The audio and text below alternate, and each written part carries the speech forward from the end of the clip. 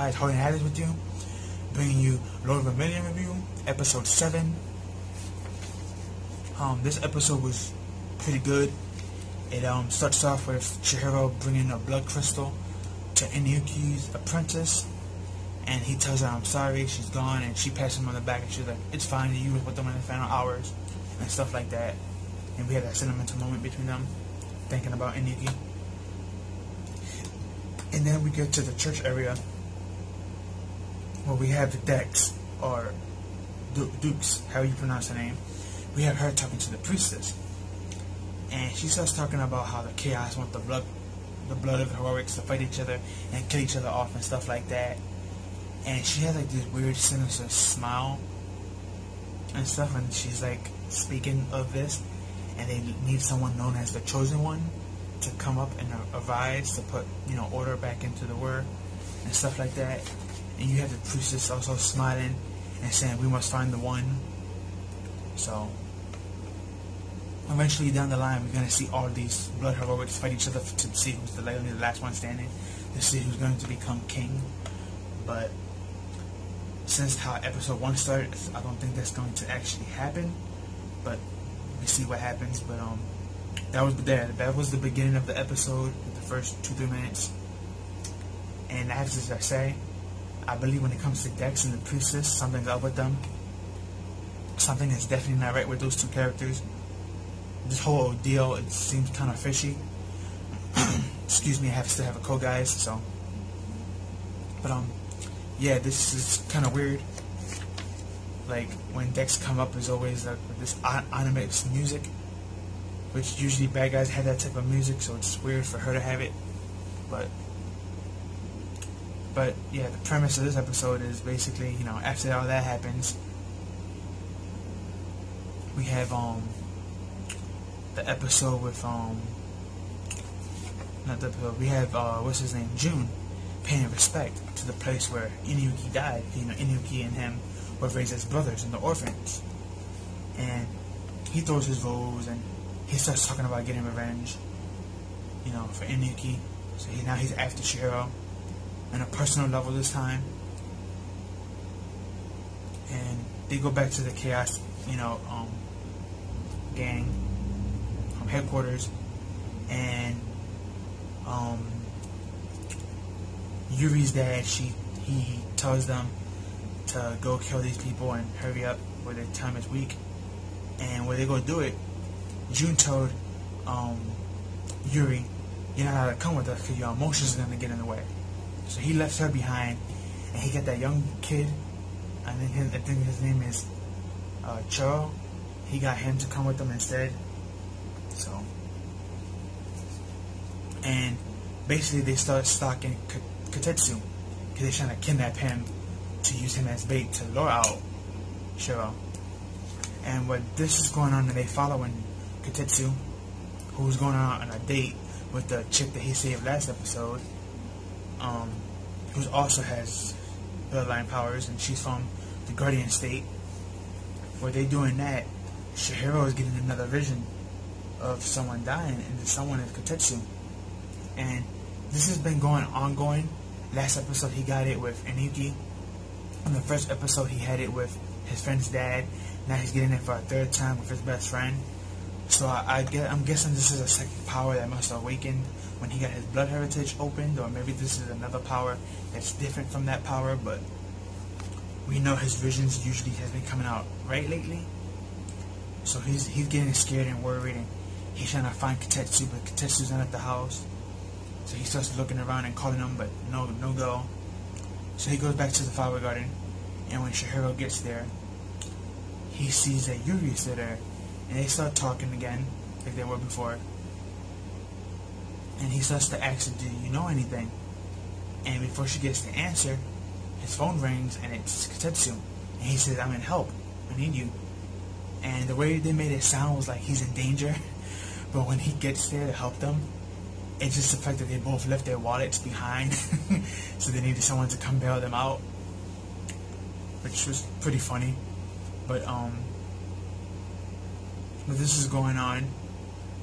We have and they coming out, Kotetsu saying, sorry, that you had to bail us out, and the chick that's with them, she's also saying sorry. And he's real serious, and they thinking that he's upset, but he was just super worried. And this is when things get kind of weird, because Yuri and Sho comes up, and June and Sho comes up, and June takes Kotetsu and flies off, and then Sho takes the other chick, and he starts to like push her somewhere to fight. And when this is going on, Shihiro opened up his powers, and he flew up after them, trying to find, Kotetsu and June. And when he finally catches up, June has Kotetsu upside down in a tree, getting stabbed and poked with his blood powers, which looks like a tentacle but a whip at the same time. Excuse me, guys. Yeah, I'm sick still, but yeah, this is going on, and he's trying to fight him to release him, but every time he moves, he starts to stab him, and he tells him, if you keep moving, I'm gonna stab him in the heart. So he's like torturing him. He's beating him up, or beating up his friend in front of him, but he can't really move to defend his friend, because if he does, his friend's gonna die, and it just gets really weird. But basically he gets out okay, because in the thumbnail, as you've seen, the person who saved him is Yuri. She comes up and she uses her power, and basically I like her power a lot, because she summons like these meteor little stars that she can use to like create barriers to block your attacks, but she can also fling them at you as projectiles, which is pretty interesting. And she could also use them as a blades, because they're spiky parts, and she can also use them as ninja daggers or to stab you, which her powers is pretty interesting so far. I have to admit, out of all the characters besides the MC, Kotetsu and Yuri has some pretty interesting powers, which gets me upset, because it's like Kotetsu did not defend himself to none whatsoever when he got picked up and got kidnapped. And it was like, dude, you got powers too, like what happened? Like, you have bloodline powers, you know how to use them now, and on top of that, you were the son of a dojo master. Like, you should be able to defend yourself pretty well. So it's kind of like unbelievable and disappointing how he got captured, but I guess for the sake of story, it's one of those things that they probably overlooked where they were writing it or whatever. But she saves him, and then she tells him, I made my decision, and my decision is to help you, and stuff like that. And Shihiro response to that was, well, that means you don't have a home to come to no more. So do you want to come with us? And that's when the episode ends. This was a very fast-paced episode, but it was good.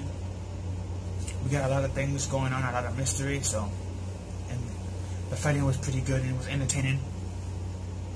The story progressed a little bit, but it was entertaining for the most part. But yeah, so I guess she's gonna be now with them. So she won't be part of the Chaos Brigade no more. She'll be part of the church. So, but yeah, that was a little bit like confusing for me. Watching this episode is like, Kotetsu, you a good swordsman / martial artist, because you were a dojo's son before your father passed. Plus you have blood heroic powers, a decent one at that. And it's like, really? And it's like, where's your familiar? You had a familiar just like Shihiro, so where's yours? It just, I don't know, it was just weird, this episode. It was like,